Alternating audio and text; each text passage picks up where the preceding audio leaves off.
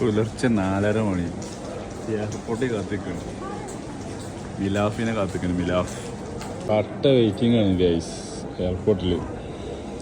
എന്തിനാണ് നിൽക്കുന്നത്? മിലാഫ് കോള. കട്ട വെയിറ്റിങ്ങിന് ശേഷം നമ്മളെ കയ്യിൽ കിട്ടിയ മുതലിനെ ഇതാണ് സാധനം.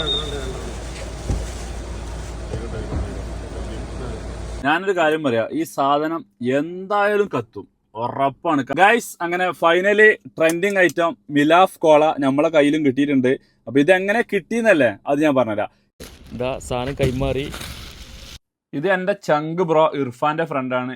ഈ ബ്രോന്റെ ഫ്രണ്ടാണ് നമ്മളെ കയ്യിലേക്ക് ഈ സാധനം എത്തിച്ചത്, ഈ കാണുന്ന സിദ്ദീഖ് ബ്രോ. ഏതായാലും സംഭവം ഇത്രയും എഫേർട്ട് എടുത്തിട്ടാണ് നമ്മളെ കയ്യിൽ കിട്ടിയിട്ടുള്ളത്. അപ്പോൾ ഇർഫാനും ഇർഫാന്റെ സുഹൃത്തുക്കൾക്കും വലിയൊരു താങ്ക്സ് നമ്മൾ പറയാണ്.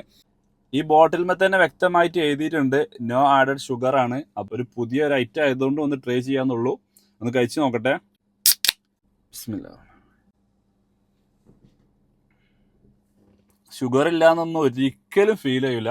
ടേസ്റ്റ് ഒക്കെ ഒരു കോളന്റെ ടേസ്റ്റ് തന്നെയാണ്. ആ തരിപ്പും കാര്യങ്ങളൊക്കെ ഉണ്ട്. ഇതിന്റെ കളർ കണ്ട ഒറ്റ നോട്ടത്തിൽ കോള തന്നെ പറയുള്ളൂ. ഈത്തപ്പഴം കൊണ്ട് നിർമ്മിക്കുന്നത് കൊണ്ട് തന്നെ അതിന്റെ ഒരു ഫ്ലേവർ നമുക്ക് ഫീൽ ചെയ്യും. ഷുഗർ ഇല്ലാത്തതിന്റെ പേരിൽ ആരും ഒഴിവാക്കൂല.